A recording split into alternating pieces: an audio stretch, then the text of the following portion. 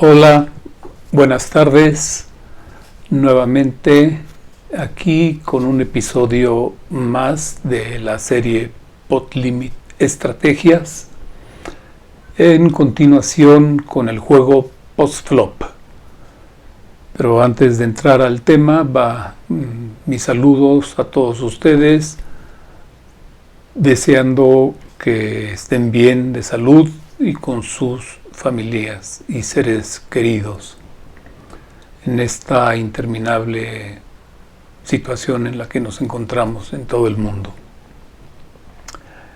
Hoy daremos continuación al juego Post-Flop y vamos a revisar dos conceptos que son de extrema relevancia para el desarrollo de su juego y para la optimización del mismo, que es la textura del flop y la conceptualización del SPR. Quiero agradecer a todos ustedes los comentarios que han emitido a través de este canal en los diferentes episodios, todos ellos una crítica favorable, han tenido una gran paciencia para entender que lo que estoy haciendo yo es transmitir el conocimiento de los expertos de Podlimit Omaha, de los pocos expertos que han escrito o desarrollado algún tipo de literatura, de videos, de sitios de membresía para exponer las estrategias de Podlimit Omaha. Agradecer también a todos aquellos que, por una u otra situación, han tenido algunas dudas sobre mi situación con el juego, es decir, que como en realidad solamente ha sido uno, a quien agradezco también, que con justa razón preguntaba que cómo sabía que era yo ganador o no ganador para presentar este tipo de material, pero se estaba refiriendo al último capítulo y al parecer pues no había visto ninguno de los capítulos anteriores en donde expongo yo cuál es el objetivo de este canal. El objetivo no es otro más que recoger todas estas conocimientos, estrategias que están vertidas en las fuentes más reconocidas a nivel internacional de Podlimit Omaha, a las cuales yo he invertido una suma considerable de dinero por mera afición al póker. Pero yo tengo mi profesión de más de 42 años en el sector energético de mi país y actualmente sigo trabajando, por lo que yo no me dedico a jugar póker, pero es una de mis grandes aficiones. Y como lo he dicho en otros canales, en otros episodios, así como he invertido mucho dinero en música y mucho dinero en literatura, que son mis tres grandes pasiones, así he invertido también en el póker. Y lo que yo hago es transmitir el conocimiento de estos expertos de una manera condensada, simplificada, agrupada y de forma esquemática, gráfica, que les permita a ustedes asimilar este conocimiento. El esfuerzo está en preparar todo este material y presentárselos a ustedes. Sin embargo, a mí me gusta, me apasiona, me emociona y sirve porque sigo aprendiendo, así como aprendo en mis otras aficiones, en la música, en ciertos instrumentos musicales, pues así me gusta aprender también de esta afición del póker, que siempre lo hice pensando que en un futuro que no ha llegado, que siempre pensé que ya estaba yo jubilado hace 5 años, pero no he dejado de trabajar. Entonces, pues siempre había yo pensado dedicar esta inversión para cuando me jubilara, dedicarme a esta pasión que me encanta. Así es que, aclarado este punto, queda claro que yo lo que hago es transmitir toda esta literatura que está en idioma inglés. Yo hago la traducción, hago el wrap, la integración de diferentes conceptos, hago un análisis de cada uno de los exponentes y finalmente expongo las estrategias condensadas. Y desde luego, cuando me dirijo a una fuente en particular, siempre pongo a pie de página y cito la fuente del autor. Así es que, nuevamente, muchas gracias. Va a ser un episodio un poco largo, pero de mucha importancia. Les ruego, como siempre, tomen nota de lo que consideren más importante, porque es la mejor forma de asimilar un conocimiento.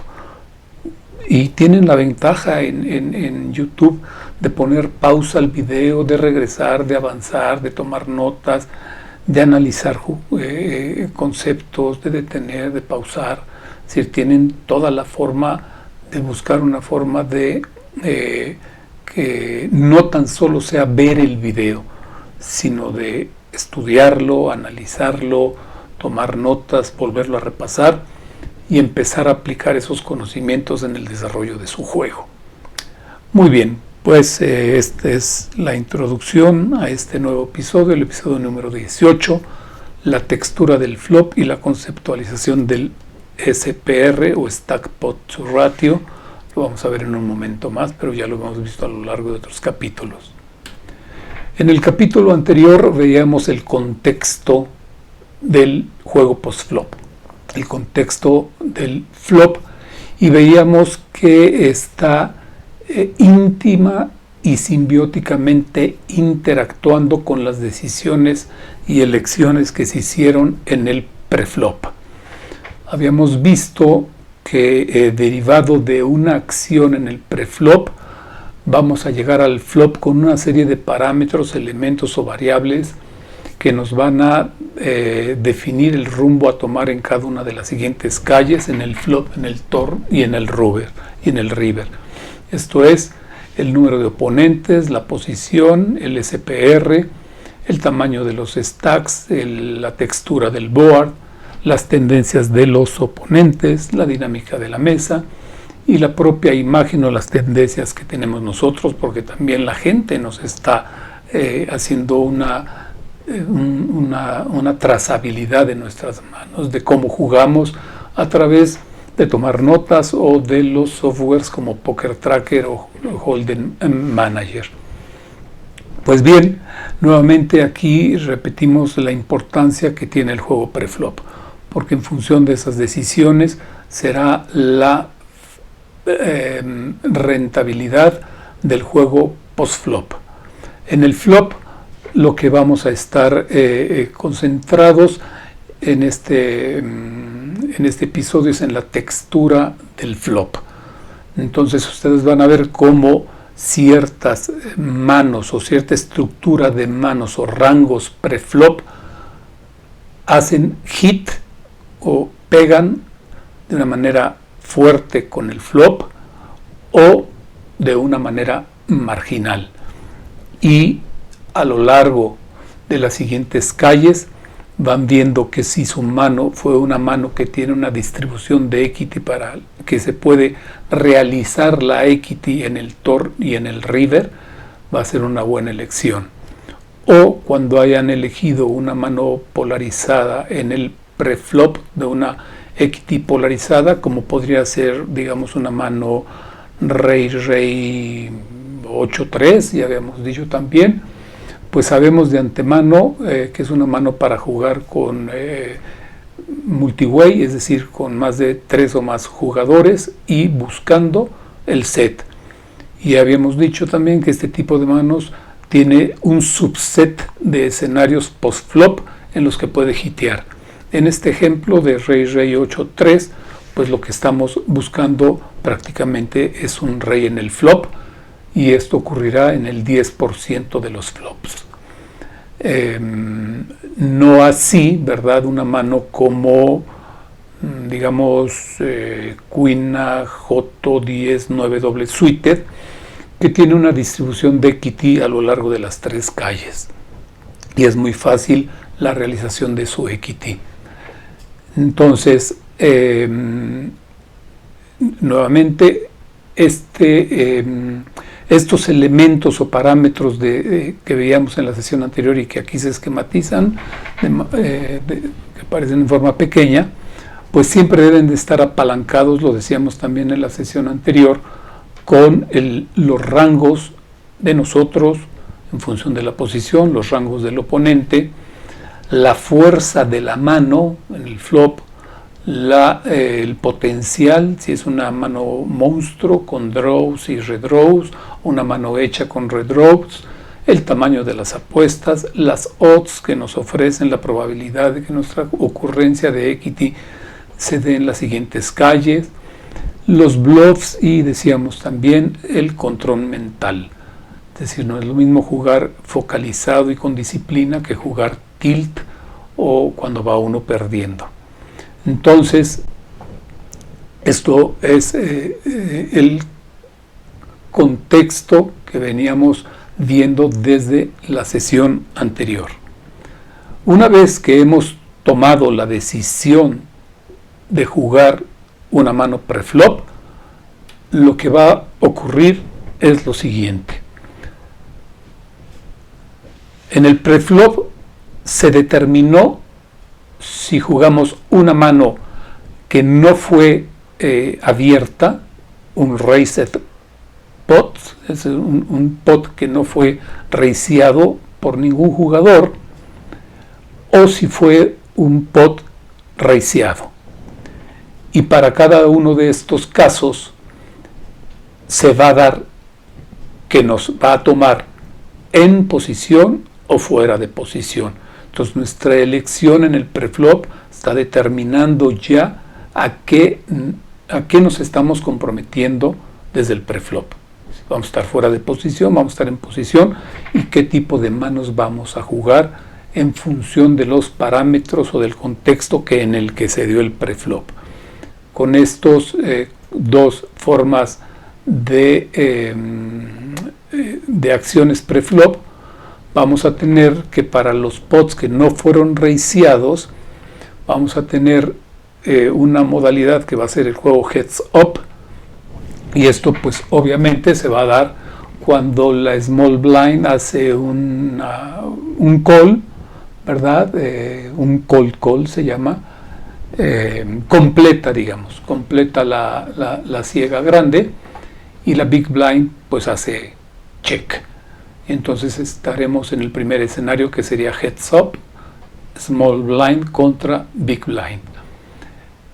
Y la otra forma de un pot que no fue raceado, pues nos va a llevar a un juego multiway de 3 o más jugadores, y esto sucede cuando hay limp o limping. Y si es así, pues la ciega grande siempre estará presente. Y en función de estos conocimientos sabrán ustedes elegir cómo juegan este tipo de pots no abiertos o un raised pots. Cuando hay un pot que es raceado, puede ocurrir lo siguiente. Puede ser un pot que sea con un single raised, es decir, con una sola raise, con una sola apertura, que por ejemplo en Poker Tracker se conoce como to bet pots, es decir, la segunda apuesta en el pot, considera la primera apuesta como las ciegas, la segunda apuesta como quien abre, el primer jugador que abre.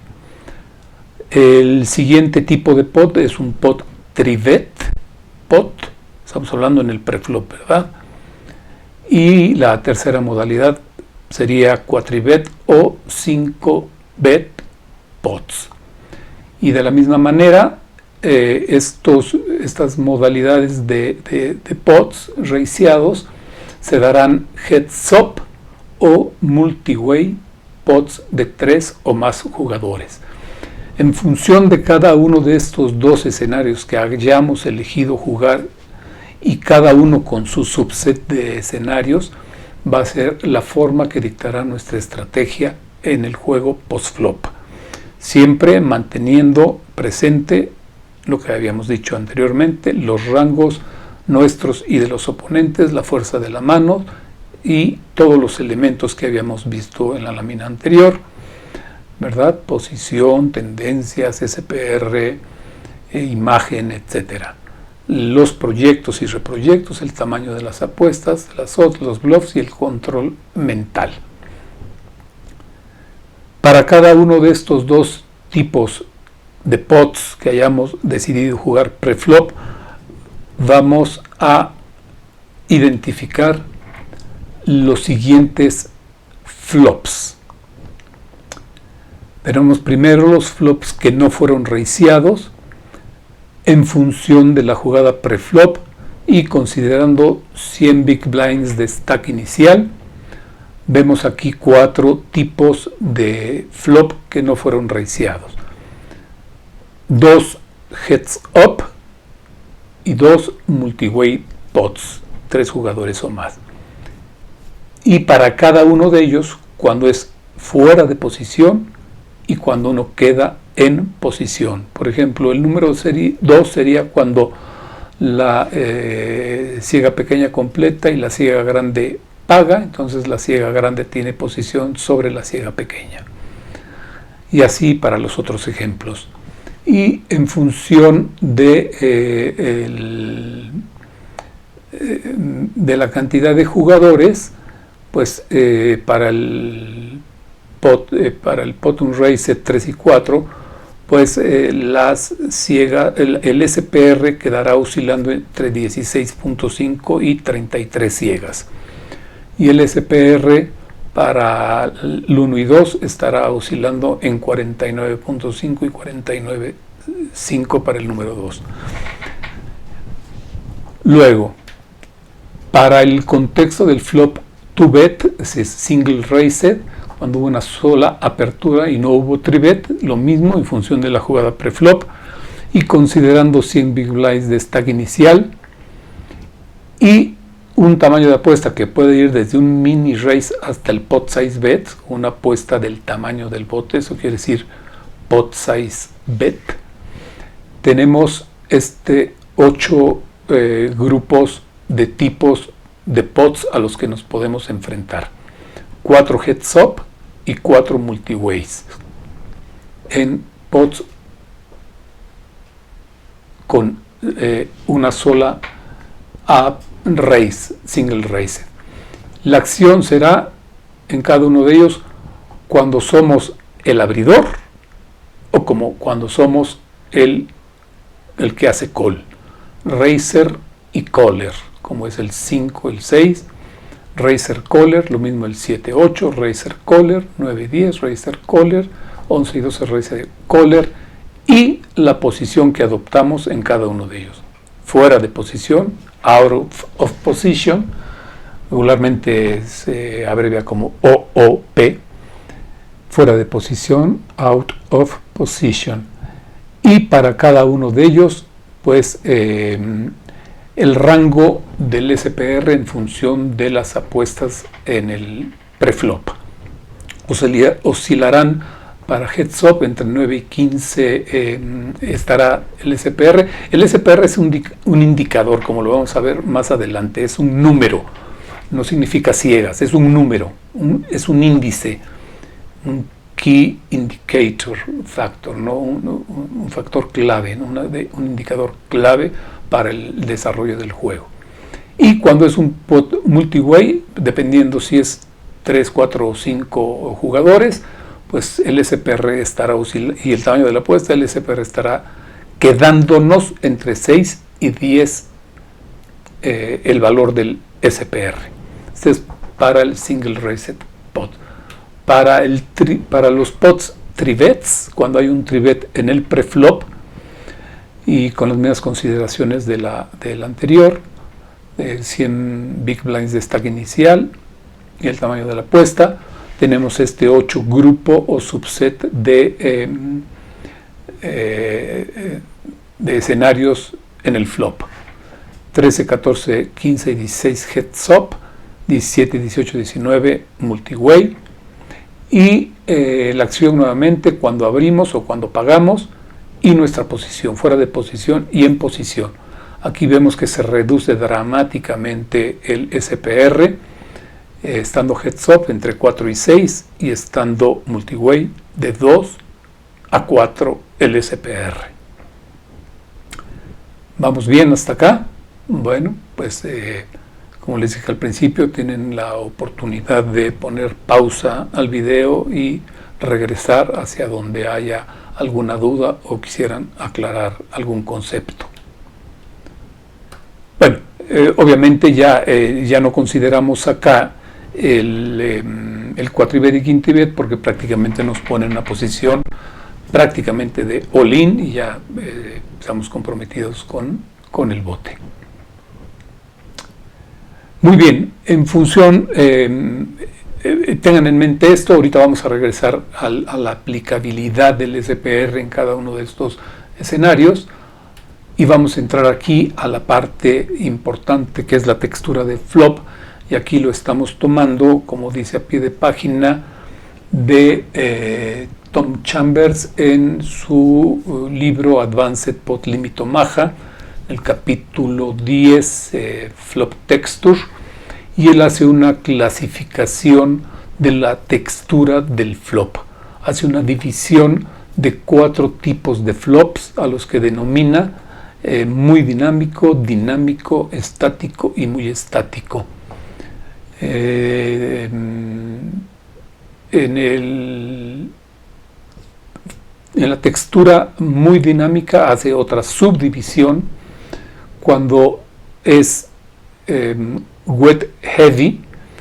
Lo quise dejar así porque en español está medio el término sería altamente mojado, ¿no? Wet heavy, es decir, un board, un flop en el cual hay muchísimos proyectos, como en la trivia de la sesión pasada, con un flop como Joto de corazones, 10 de corazones y digamos 7 de espadas.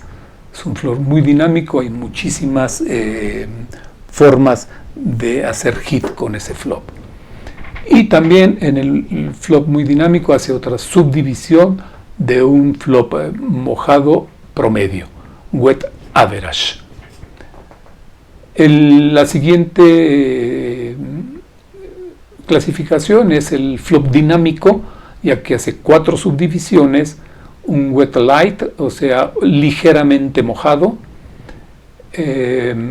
medianamente altamente mojado, medianamente el promedio mojado y medianamente ligero mojado.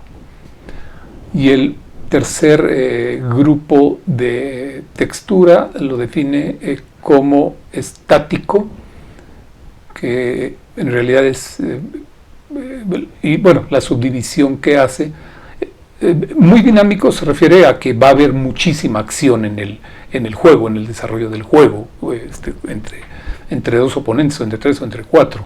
El dinámico también hay una acción considerable. El estático es como que se frena un poco la acción, ¿verdad?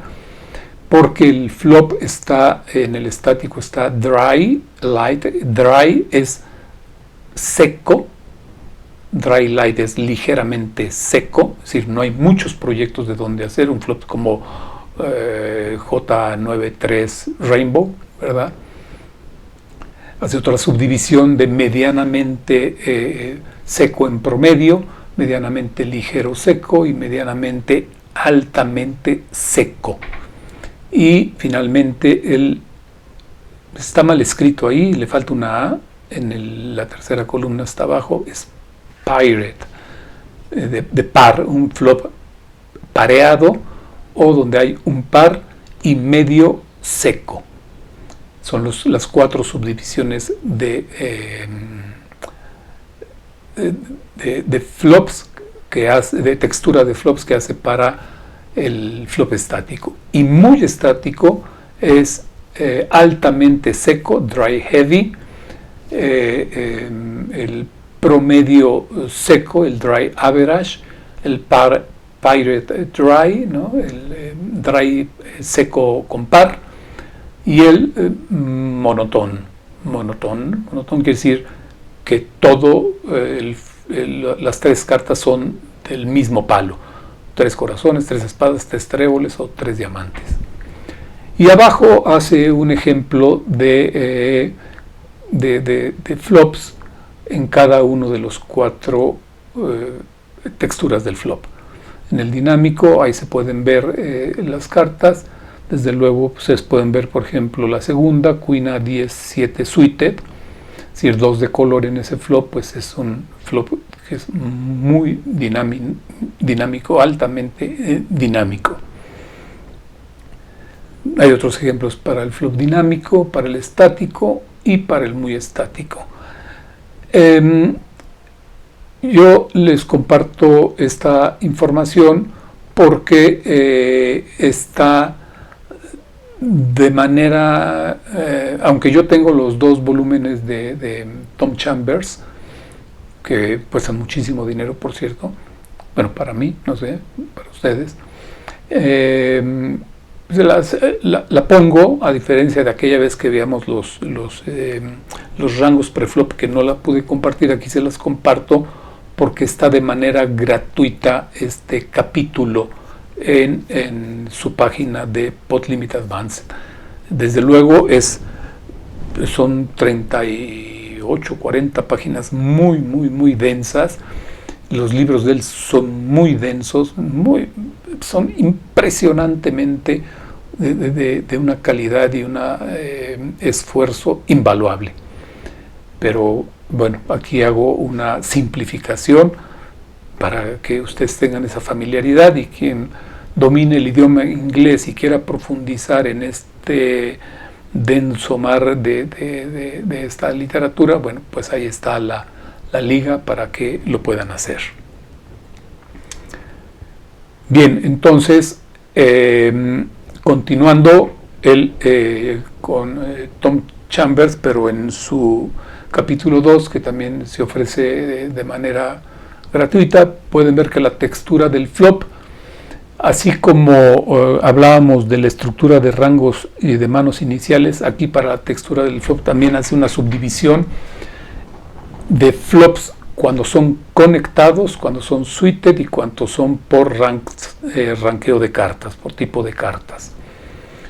Cuando son conectados, hace una subdivisión cuando son flops que producen una escalera, que puede haber una escalera en el flop, una mano hecha, ¿no? Digamos un J97, y alguien que tenga J97, alguien que tenga el 810, por ejemplo, pues esa sería una escalera hecha.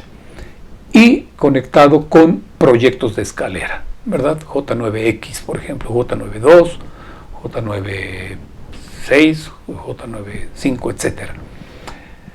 Y dentro de estos proyectos, dentro de estos flops conectados de escalera y proyectos de escalera, hay flops que no contienen, hace una subdivisión de aquellos que no contienen par y aquellos que contienen par. Y así sucesivamente sigue haciendo una desagregación para cada uno de estos subescenarios, digamos. Por ejemplo, para sin par hace todo un desglose de diferentes categorías, de muchas categorías que se pueden generar. Lo mismo cuando son boards con par. También se los dejo y lo expongo porque está de manera gratuita, y quien tenga interés, como dije en la lámina anterior, de profundizar, pues puede entrar a hacer una revisión de esta literatura. Para el caso de del flop suited, pues simplemente son flops rainbows, es decir, que no hay ninguna carta del mismo color. Cuando hay 2 cartas suited y monocolor, pues cuando hay 3 cartas del mismo suited. Ahí ya no hay una, digamos, hasta ahí termina, no hay un subescenario para cada uno de ellos. Desde luego hay subescenarios en el cual determinados grupos de determinados subset de estos flops dictan ya a lo largo de su libro cómo hacer estrategias cuando uno debe pagar, cuando veamos en las láminas anteriores, cuando es un pot no raiciado, cuando es raiciado, cuando es 2bet, 3bet, 4bet, 5bet, etc.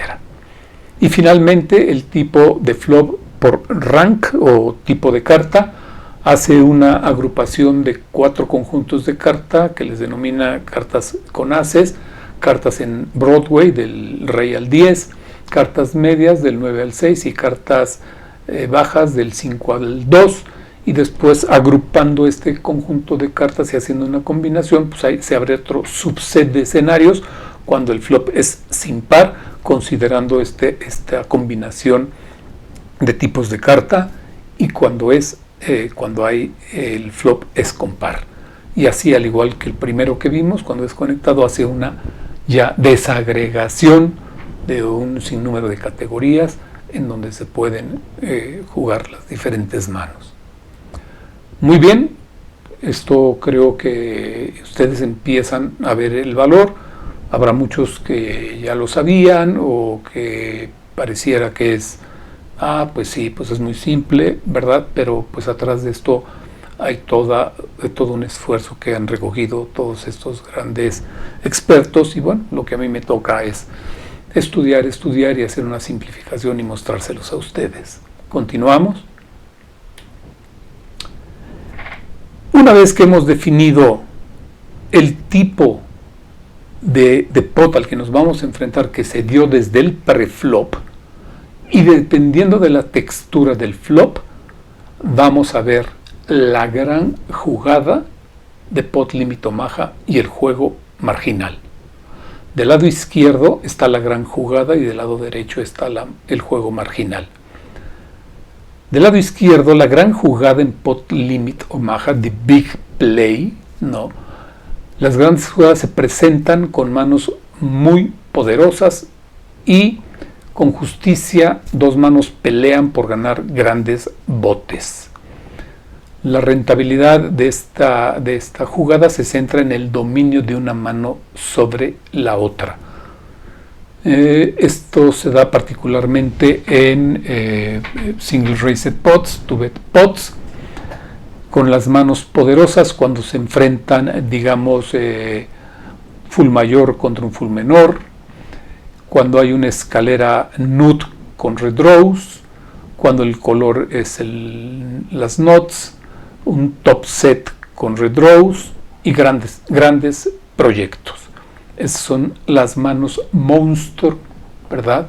Cuando hitean o pegan el flop de una manera muy poderosa, muy fuerte, en donde, digamos, un top set está prácticamente por abajo, muy poco, pero por abajo, cuando se enfrenta a un gran proyecto. Un proyecto de color con reproyectos de escalera de 13 nuts outs, por ejemplo, o 16 outs, etc. Entonces, ahí rápidamente los stacks van a volar, se van a ir todos en un abrir y cerrar de ojos durante el flop. Y del lado derecho tenemos las manos marginales. O sea, del lado izquierdo, pues sí, eso es como, qué padre sería, ¿verdad? Es como si en el No Limit Hold'em estuviéramos recibiendo ases o reyes a cada rato, pues estaríamos muy contentos, pero sabemos que eso no se da con frecuencia. Y entonces del lado derecho vemos que vamos en PLO, en pot límite Omaha, vamos a estar regularmente jugando con manos marginales. Y en consecuencia, pues con pequeños y medianos botes, ya sea heads up, 3bet pots y juegos agresivos. Vamos a jugar con un par, vamos a jugar con dos pares, con un par más algún proyecto y con proyectos que en ocasiones no son las nots. Entonces las manos marginales está pues, un full menor, la escalera que puede ser nut pero no tiene red row si se enfrenta a una escalera de la misma naturaleza pero que tiene red row. Cuando tenemos el color que son las segundas o terceras nots, ¿verdad? Cuando es color al rey o a la cuina o al joto, cuando tenemos sets medios y bajos sin red rows y cuando tenemos grandes proyectos pero que no hacen las nots. Entonces, toda la literatura, las estrategias, pues obviamente están centradas en las manos, en el juego de manos marginales, porque pues como en No Limit Hold'em, como que no hay mucho que decir cuando te llega un par de ases de mano, ¿verdad? Claro, también hay muchas formas en que los ases en el No Limit Hold'em pueden ser dominados, pero bueno, en lo general no se da ese escenario. Entonces tengan en cuenta que mucho de las estrategias van a estar jugando en manos marginales.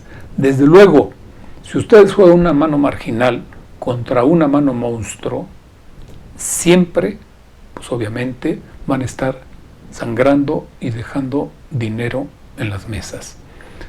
Jeff Wang dice, los grandes botes son para grandes manos y los botes pequeños son para manos pequeñas o marginales. Creo que ahí se resume una idea muy clara de cómo deben de jugar.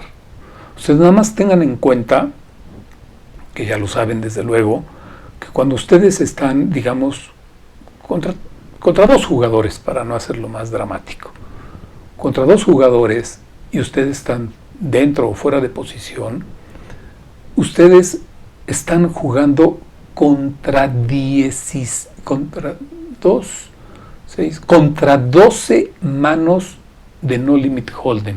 Es decir, cada mano de Pot Limit Omaha hace 6 manos de No Limit Hold'em, ¿no? Entonces pueden agarrar dos cartas de cada una de esas 4, entonces en realidad tienen 6 cartas.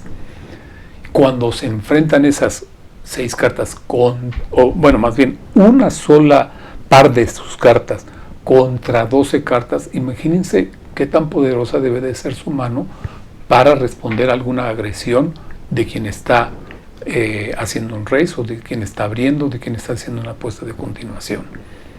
Ya no digamos cuando tienen enfrente a 3 jugadores, ¿verdad? Entonces están jugando contra 18 manos Hold'em. Entonces tengan muy presente esta parte para dejar de sangrar dinero en las mesas. Bueno, pues ya pasamos la textura del flop, ahora vamos a entrar a la conceptualización del SPR, un término Stack Pot to Ratio, término acuñado por Matt Flynn, Sonny Mehta y Ed Miller en su libro de No Limit Hold'em, No Limit para avanzados, está en inglés, desde luego. Bien, el SPR, como vamos a ver en las siguientes láminas, tiene un efecto crucial y fundamental en las decisiones del juego post-flop. Así es que es muy importante que en todo momento, desde el pre-flop, sepan exactamente con qué SPR están entrando al juego post-flop.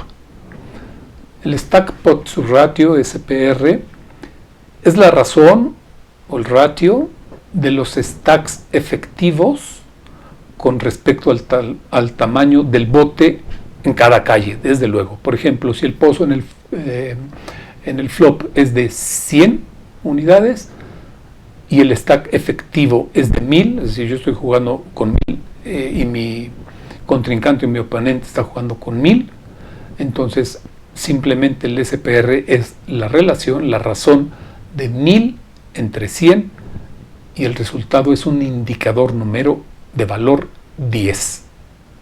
Bueno, Vamos a decir por qué valor, a qué me refiero con valor ahorita en el siguiente bullet.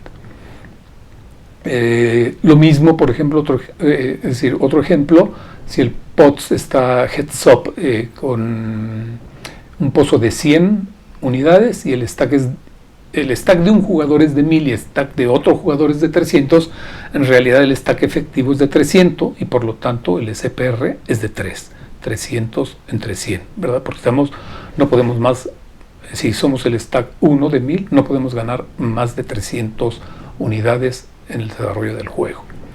De esta forma, el SPR, el indicador del SPR queda clasificado de la siguiente manera. Cuando el SPR es muy bajo, es cuando es igual a 1 o menor de 1. Entonces, el valor que decía yo anteriormente es muy bajo. Ese es el valor.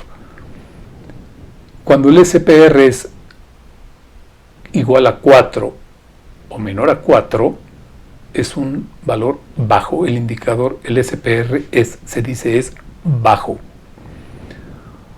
Cuando está entre 4 y 13, se dice que es un valor medio y se conoce como zona gris. Una zona gris porque es donde es la parte más difícil de jugar cuando estás entre 4 y 13. Por eso veremos más adelante cómo se define, qué criterios se utilizan para definir cómo jugar esta zona gris. Y finalmente, cuando el SPR es mayor a 13, se dice que el indicador es alto. Normalmente es cuando estamos deep, ¿verdad? No sé, 150 ciegas, ¿verdad? O más. Y también para cada uno de estos valores del indicador, pues hay diferentes estrategias. Ahora, ¿qué significa un SPR de 1? Lo que significa, si ustedes hacen las cuentas, es que solamente te queda una apuesta del tamaño del bote. Un SPR de 4 significa que te queda para 2 apuestas del tamaño del bote cuando estás en heads up, o una apuesta del tamaño del bote y un raise del tamaño del bote. Y un SPR de 13 es equivalente a 3 apuestas del tamaño del bote en heads up. Eso significa, ¿verdad?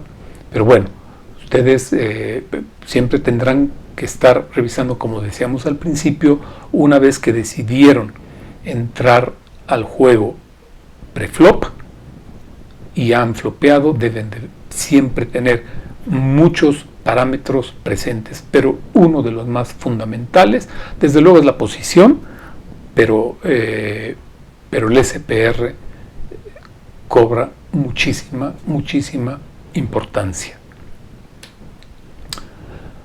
Aquí nos vamos a apoyar en la literatura de Jeff Wang, de Advanced Pot Limit Omaha, que aún que son literaturas de la década del 2010, siguen perfectamente vigentes en cualquier contexto actual. Y entonces decimos, muy bien, ¿y qué pasa si yo tengo un SPR de valor menor o igual a 1, menor o igual a 4, entre la zona gris, entre 4 y 13, o cuando tengo mayor de 13? Muy bajo, bajo, medio o alto. Y entonces, ¿qué acción conviene observar? Pues bien, pues aquí está. En el primer renglón, cuando el SPR es menor o igual a 1, muy bajo, se dice que cuanto más cortos son los stacks y más bajo sea el SPR, pues tendrás que ser más agresivo con las manos marginales. Se dice pues regularmente que estás comprometido con el bote. Cuando tu SPR es menor o igual a 4, es decir, bajo, la recomendación de Jeff Wang es que en general, si vas a contestar la apuesta del oponente, contéstala prácticamente yéndote all-in, ¿verdad? Cuando estás en la zona gris entre 4 y 13, y aquí se resuelve un poco la zona the gray area, la área gris, es, bueno, él nos dice, bueno, considera que si estás más cerca de la parte baja, es decir, más cerca del 4 en el SPR, pues juega como si fuera el indicador bajo. Y si estás más cerca de la parte alta, juega como si fueras el indicador alto. Y en los valores medios, que Dios te ayude. Bueno, esta es una broma, ¿verdad? Pero los valores medios del indicador es más ya un juicio del jugador, está mal escrito ahí, del jugador en función de la dinámica de la mesa y las tendencias del oponente. Ya más bien depende de eso. Desde luego, pues, tomando en consideración toda la acción que se vino desarrollando desde el preflop, ¿verdad? Y finalmente, en el SPR, cuando es muy alto, mayor a 13, pues cuando más profundos, deep, sean los stacks y más alto el SPR, pues ya lo decíamos antes, mayor será el error de comprometer tu stack con manos marginales, porque siempre cuando los stacks son altos y hay mucha acción, te estás enfrentando a una mano monstruo y te va a arrasar. Entonces no puedes irte como en el No Limit Hold'em con un open-ended de 8 outs, ¿verdad? Tendrás que tener, más bien, si estás buscando una escalera, que el flop no esté suited, y si estás suited, que tengas reproyectos de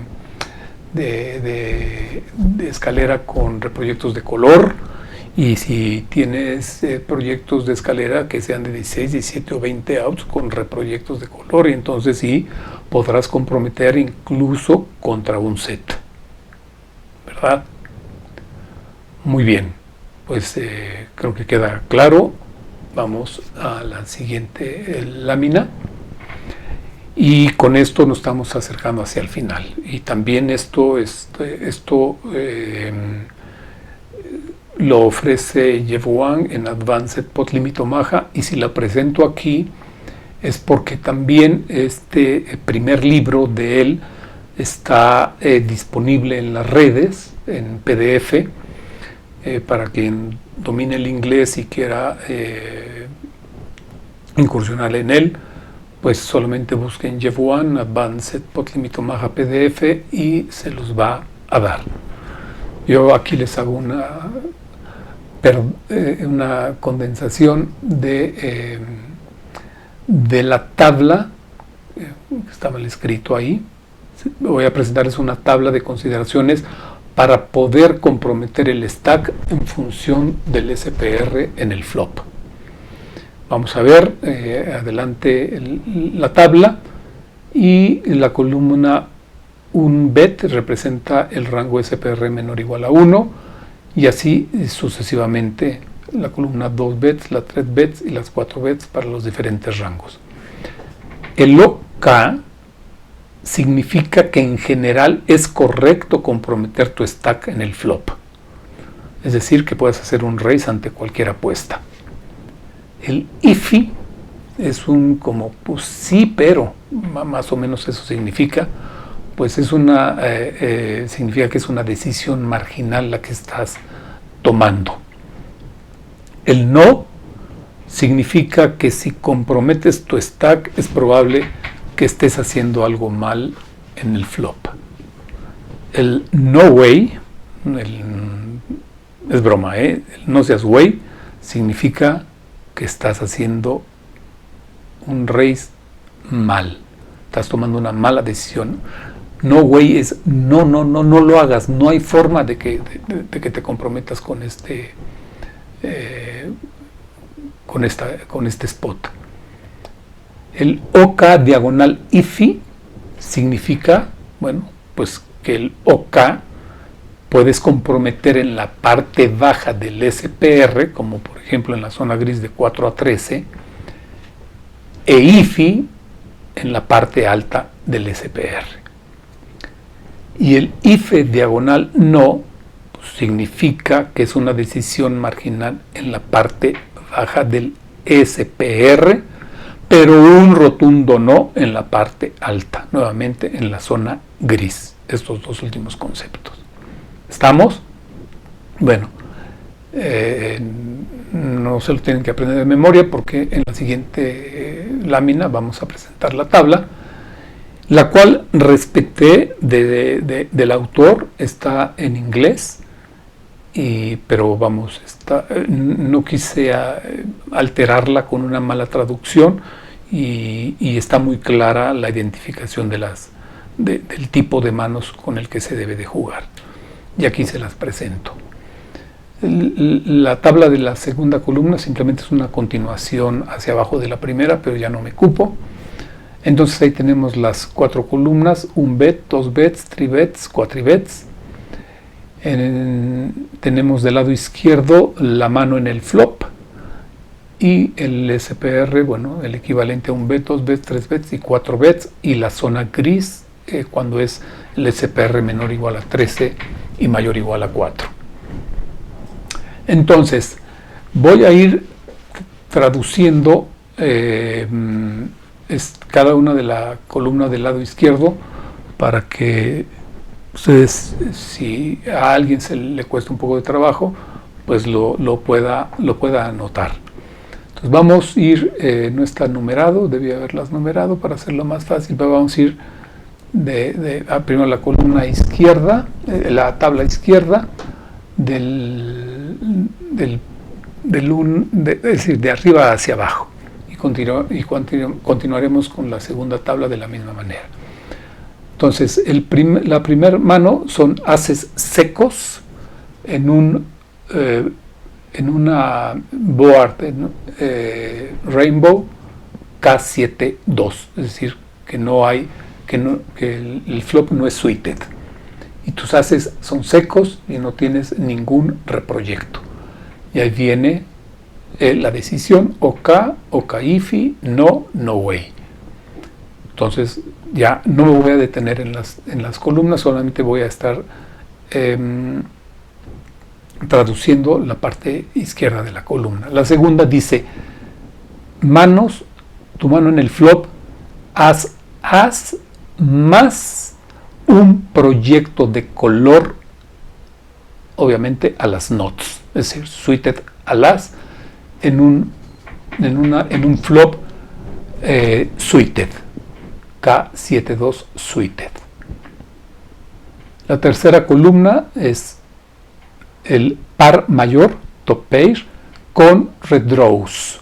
Por ejemplo, mi mano, un 10-9-8-7 en un flop T5-2, tengo par de dieces con redraws. El siguiente dice diver not straight, que es decir, la corrida, la escalera, las nuts, pero sin ningún redraw. Eso significa bare, como encuerada, como seca, no tienes ningún redraw, simplemente tienes la estrategia a las nuts en el flop. Bueno, el siguiente dice la escalera not con un set o un proyecto o reproyecto de color, ¿verdad? Obviamente, pues ahí nos vamos, en cualquier escenario de SPR nos vamos a ir OK, ¿verdad? El siguiente es color al rey. Entonces, pues seguramente pagarás una apuesta, ¿verdad? Si estás deep, pagarás una apuesta, seguramente podrás pagar otra apuesta una segunda apuesta, pero, ¿verdad? Entramos al IFI, ¿no? Y si estás en el tercer escenario, estarías, pues, ya la pensarías en el IFI, ¿no? Y si estás muy deep y te están haciendo las apuestas, pues seguro vas a estar por debajo. La siguiente sería el color, las notas de color, que nuevamente pues es OK, así te estás enfrentando a cualquier otro tipo de proyecto con reproyecto. Aquí la siguiente es dos pares, los dos pares grandes de la mesa, pero encuerados, sin ningún redraw. El siguiente es que tengas el set medio encuerado, también sin ningún reproyecto. Siguiente es que tengas un proyecto de color sin nada en un board que no tiene par. La siguiente es un grab, es decir, todo un rundown o cartas consecutivas que no son las knots, como por ejemplo una mano 10, 9, 7, 5 en un flop J8, 3, ¿verdad? Porque pues ahí una cuina pues te hace vulnerable. Alguien que tenga una cuina corrida a la cuina pues te hace vulnerable. En realidad también le llaman Zucker Grab, como es el siguiente, porque o sea, te están arrastrando, te están avasallando. Por ejemplo, un 9, 8, 7, 6 en un board J10, 2. Siempre pues habrá corridas mucho más altas. Nos vamos a la tabla de la mano derecha y continuamos de arriba hacia abajo. Es cuando tienes un grow up de proyecto de escalera de 13 knots outs, es decir, que outs, perdón. Tienes 13 outs que son las knots en un flop rainbow, es decir, que no está suited.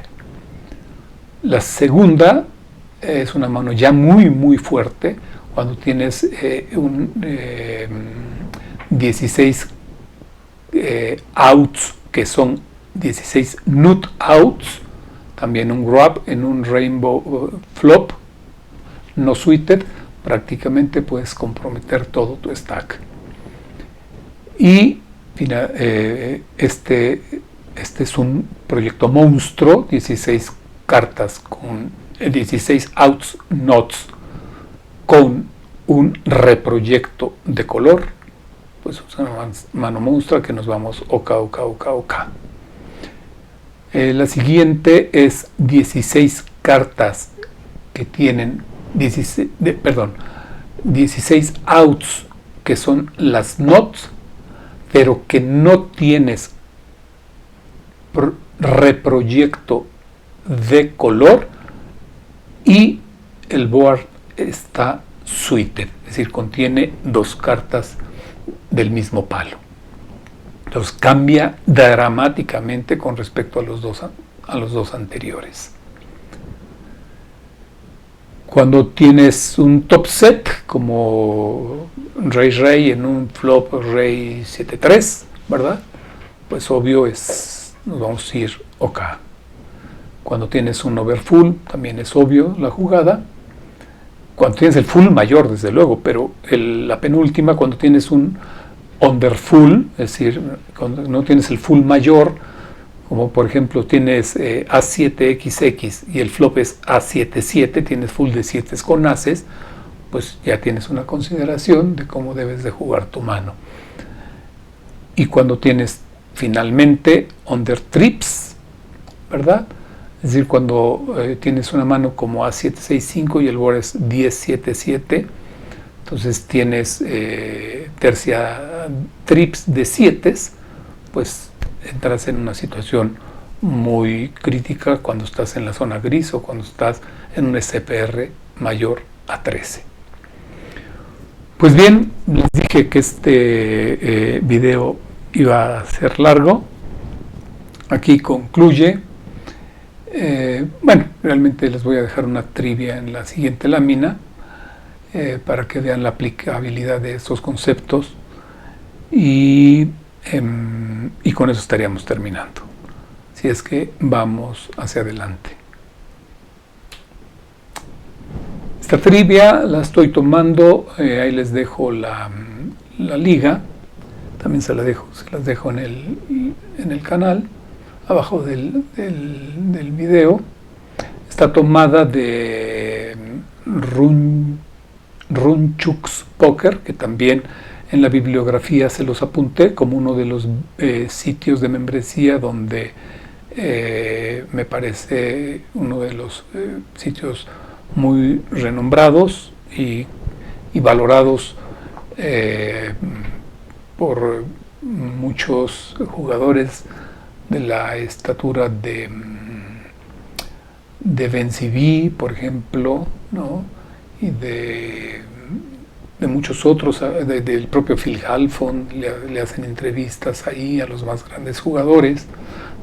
Entonces, bueno, es un pot reconocido. Aquí Runchus está jugando. Esta es la trivia. Aplicando los conceptos de SPR y la textura de los flops que vimos a lo largo de este video, ¿cuál sería tu jugada en este spot?